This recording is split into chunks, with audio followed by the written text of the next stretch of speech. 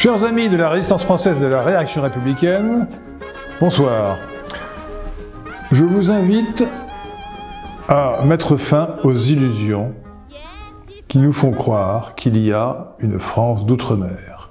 Il y a la France, c'est un pays européen, d'Europe occidentale, puis il y a des pays d'outre-mer qui appartiennent à la France. La Martinique est à la France, elle n'est même pas dans la France, et elle n'est pas la France. L'omission de cette proposition modeste est source de grande confusion. Et cette confusion est d'une portée considérable parce qu'elle porte atteinte à la conception, à la conscience que nous avons de notre identité nationale de nous, Français. La première raison qui fait que la Martinique, qui est un pays extrêmement sympathique, évidemment, n'est pas la France, c'est la distance géographique, la séparation géographique, l'éloignement géographique. Il n'y a pas de continuité territoriale. Le terme de continuité territoriale est essentiel. L'exemple archétypal, c'est la Nouvelle-Zélande et l'Angleterre. La Nouvelle-Zélande est aux antipodes de l'Angleterre. Mais pourtant, la Nouvelle-Zélande a le même climat, la même population formée d'immigrés anglais, sachant que la minorité maori n'avait aucun poids, aucun rôle jusqu'à une date récente. Et pourtant, la Nouvelle-Zélande a pris son indépendance. Alors, on pourrait en dire de même des autres colonies anglaises, peuplées d'anglais, d'anglo-saxons, aussi d'Écossais, éventuellement d'Irlandais, comme le Canada, l'Australie et même les États-Unis. Il y avait bien à l'origine une distinction religieuse, puisque le Mayflower, c'était des dissidents, des protestants radicaux, mais la séparation géographique a été l'élément essentiel. On pourrait dire la même chose des pays, des anciennes colonies espagnoles ou portugaises, Brésil, Argentine, etc., qui se sont séparés au XIXe siècle de leur métropole, alors que la population de ces pays, au moins la population dominante de ces pays, était espagnole ou portugaise. Donc, on ne peut pas raisonnablement considérer qu'un pays éloigné appartient à la France. Alors, ça rentre en réalité dans la définition de la nation. Qu'est-ce qu'une nation? Qu'est-ce que la nation? Qu'est-ce que la nation? La nation est une communauté de destin historique constituée autour d'une ethnie prépondérante sur un territoire continu. Il y a donc dans cette définition, qui n'est pas inventée, qui est sortie de l'observation rigoureuse des faits historiques, de l'histoire des nations, deux éléments objectifs, un élément subjectif. L'élément subjectif, c'est évidemment la communauté de destin historique. Le vouloir vivre ensemble, comme disait Renan. Mais Renan oubliait aussi les deux autres éléments objectifs, qui sont eux objectifs.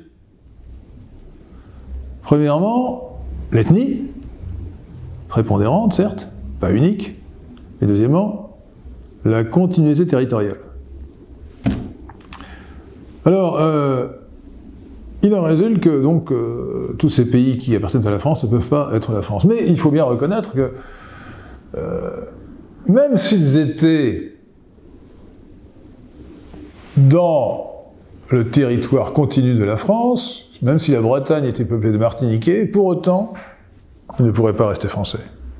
Parce qu'il y a aussi la question de l'ethnie. Alors attention, l'ethnie, ce n'est pas la race, bien que l'ethnie se rapporte aussi à la race. L'ethnie est une catégorie culturelle, la race est une catégorie biologique. L'ethnie française qui constitue la nation française est une catégorie culturelle, donc, caractérisée essentiellement par la langue française, mais pas seulement. Une langue véhicule toute une culture. Mais l'ethnie française appartient à une race, qui est la race caucasoïde, vulgairement appelée race blanche. Et les provinces de France qui ne sont pas originellement francophones de l'ethnie française sont minoritaires et, de plus, appartiennent à des ethnies voisines. Les plus différents, si vous voulez, par exemple, sont les Alsaciens ou les Lorrains de langue germanique, qui parlent une forme d'allemand, mais il s'agit d'une langue indo-européenne, comme le français. Et d'autre part, ce sont des chrétiens, et d'autre part, ils appartiennent à la civilisation occidentale comme nous. C'est ce qui a permis à ces provinces de s'agglomérer autour de l'ethnie française. Alors, la question ethnique est donc essentielle, elle renvoie à la question raciale. Ce qui nous fait penser évidemment à la fameuse citation du général de Gaulle, qu'a rapporté Perfit et que de Gaulle a dite en 1959. C'est très bien qu'il y ait des Français jaunes, des Français noirs, des Français bruns. Cela prouve que la France est ouverte à toutes les races et qu'elle a une vocation universelle. Oui, mais à condition qu'il reste une petite minorité. Sinon, la France ne serait plus la France. Nous sommes quand même avant tout un peuple européen de race blanche, de culture grecque et latine et de religion chrétienne. Fin de citation. Voilà. Donc la France doit rester la France, ou doit redevenir la France. Il faut bien comprendre qu'aujourd'hui, l'immigration congoïde est un drame plus important pour nous que l'immigration musulmane. Je ne sous-estime pas les conséquences dramatiques de la montée de l'islam en France. Je dis que la question raciale est aujourd'hui centrale, que les dangers de l'immigration de race congoïde sont plus importants pour notre identité, encore plus importants que les dangers de l'immigration de confession musulmane. Et aujourd'hui, on n'en est pas à la petite minorité dont parlait de Gaulle, d'où la politique de réimmigration qu'il faut envisager. Pacifique, tranquillement, progressivement, sans heurts. Mais à côté de cela, il faut cesser de considérer que les populations des autres races qui sont dans les territoires extérieurs de la France, qu'on appelle pays d'outre-mer, départements d'outre-mer, territoires d'outre-mer, puissent appartenir à la nation française. Prenons l'exemple de la Martinique, la Guadeloupe, la Guyane, la Réunion. Elles sont peuplées en majorité de populations de race congoïde, noire, et culturellement, elles ne sont pas françaises. Le créole qui est parlé dans ces pays-là est une forme de français abattardi, ou bien, si vous préférez être plus aimable, un français transformé, un sabir devenu créole. C'est-à-dire que le vocabulaire français a été phonétiquement adapté, mutilé aussi, simplifié, et appuyé sur une grammaire d'origine étrangère, qui est la grammaire des ethnies de race congoïde d'Afrique de l'Ouest ou d'Afrique centrale. Donc on a affaire à d'autres peuples, avec d'autres cultures, qui est une culture créole, et qui est distincte de la nôtre. Alors, il faut respecter bien sûr toutes les cultures et tous les peuples, mais il ne faut pas dire que c'est la même chose, que nous pouvons les assimiler. Ils sont inassimilables. Et si ces populations en général, on le verra pour la Nouvelle-Calédonie, lorsqu'il y a un référendum, je crois que c'est le 12 décembre 2021 qu'il est prévu, veulent rester en majorité en France, ce n'est pas par amour de la France, hein, ou par une fausse idée qui se ferait de leur assimilation. C'est parce qu'ils veulent garder l'argent des Français. Ces pays-là vivent sous perfusion budgétaire de la France. C'est une situation anormale. On les appelait autrefois les danseuses de la République. C'est une belle expression. Les exemples sont donc nombreux, et on peut penser évidemment à un exemple flagrant dont on aurait dû tirer la leçon, c'est l'Algérie française. L'Algérie était française au sens où elle appartenait à la France, mais beaucoup de Français, souvent de bons Français, très à droite notamment, ont cru que l'Algérie c'était la France. Et non. Il y avait d'abord une raison géographique évidente, c'est qu'entre la France et l'Algérie, il y a la Méditerranée. Et une deuxième raison, c'est la population. La population d'Algérie était en grande majorité musulmane et juive, donc orientale et non pas occidentale. Alors on pourrait d'ailleurs, au passage, citer quand même le cas de la Corse, qui est un cas particulier bien sûr, car les Corses sont évidemment de culture occidentale et ne sont pas très loin de la France. Mais la Corse, géographiquement, historiquement et culturellement, est un morceau d'Italie, rattaché pour des raisons politiques et artificielles à la France. Elle a moins de raisons d'être indépendante que la Sardaigne, elle est 2 fois plus petite. Et si elle se sent de moins en moins française, comme le montre le progrès des prêtres du nationalistes, qui sont en fait des séparatistes,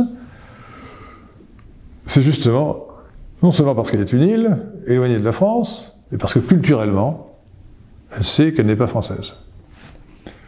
Alors je pense qu'il faut observer la situation, que la Corse a moins de vocation à l'indépendance encore que la Sardaigne, mais qu'elle a probablement vocation à l'autonomie, et peut-être, s'il le souhaite, un jour, revenir à l'Italie.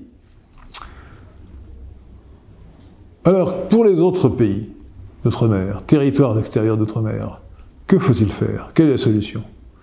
Eh bien, nous y avons beaucoup réfléchi avec vous, Pierre de Tirmont, qui réalise cette émission, cette conférence, et nos amis du PNL, Parti national libéral, et nous sommes arrivés à la conclusion suivante.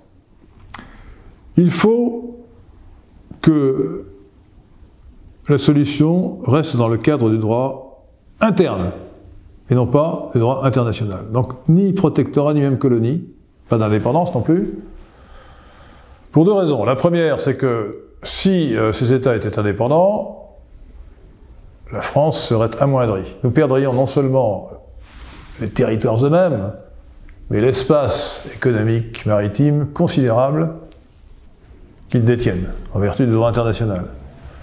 Et deuxièmement, si ces États ne restaient pas en droit international partie de la France, justement, même dans le statut du protectorat ou dans le statut de la colonie, nous risquerions de perdre des droits inaliénables sur ces territoires et sur ces espaces maritimes. Donc il faut trouver la solution en droit interne, ce qui veut dire que ces territoires extérieurs de la France ne s'appelleront plus départements, ni territoires d'outre-mer, mais qu'ils doivent avoir une nationalité propre, qui sera uniquement d'ordre interne. Les habitants de ces territoires continueront à avoir un passeport français, mais ils auront en droit interne une nationalité propre, distincte de la nationalité française. Ils n'auront donc plus le droit de venir librement en France, d'immigrer. Nous arrêterons cette source d'immigration convoïde. Il faudra d'ailleurs distinguer dans ce cas la nationalité de la citoyenneté. Pour que les Français de sang qui sont là-bas, je pense aux Caldoches de Nouvelle-Calédonie, aux Békés de la Martinique, puissent rester français de nationalité tout en étant citoyens martiniquais ou néo-calédoniens.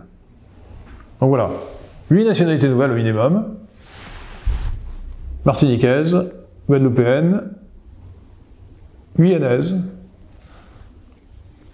réunionnaise, mahoraise, pour Mayotte, néo-calédonienne, tahitienne ou polynésienne, et wallisienne pour Wallis et Futuna. Si on veut raffiner, on pourra rajouter peut-être une nationalité supplémentaire pour l'île de Saint-Martin ou pour Saint-Pierre-et-Miquelon. Mais restons pour l'instant à 8. Et l'essentiel est que ces gens-là aient leur propre nationalité. Ils seront d'ailleurs fiers de cette identité. Ce serait pour eux une conquête. Ils seront eux-mêmes. Et en même temps, ils cesseront d'être français, tout en restant sous l'autorité de la France. Et ensuite, il faudra que ces pays-là aient l'autonomie. Pas l'indépendance, mais l'autonomie, une très large autonomie, notamment une autonomie fiscale, une autonomie budgétaire, une autonomie réglementaire. Il faudrait leur permettre de faire comme les îles britanniques que l'Angleterre a abandonnées, à qui a donné l'indépendance, notamment dans les Caraïbes, dans les Antilles, qui sont devenus des paradis fiscaux. Il faut complètement libérer l'économie de ces pays pour rendre la dignité aux travailleurs, qui pourra trouver un emploi sans être assisté, et ce ne seront plus des sociétés d'assistés, ce sont des sociétés d'entreprise. Et ce changement de statut leur apportera le bonheur, leur permettra de se développer, au lieu de se perdre en récrimination contre la métropole, avec l'ingratitude de ceux qui reçoivent des subventions qui font d'eux des assistés. Alors cette réforme essentielle, qui doit aboutir un jour, si l'on ne veut pas que ces pays prennent leur indépendance, elle aura beaucoup d'avantages. Elle aura un avantage budgétaire non négligeable, c'est qu'à terme, la perfusion budgétaire actuelle va disparaître. Ces pays-là n'auront plus besoin, grâce à la libéralisation de leur économie, d'être aidés par la France. Mais tout en restant sous l'autorité de la France. Ils ne seront pas indépendants. Et en contrepartie, non seulement nous aurons fini avec l'immigration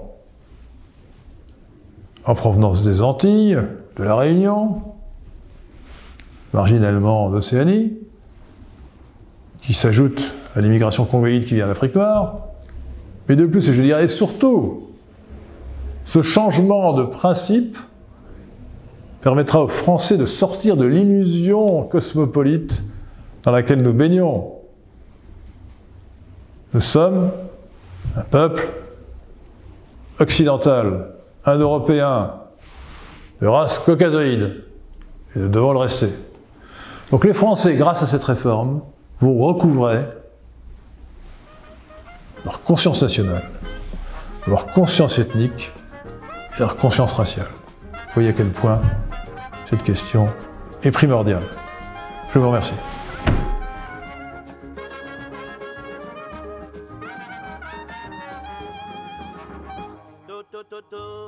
Yes, qui frappe à ma porte. C'est moi l'amour. C'est roulant mon depuis qui tord. Et bon,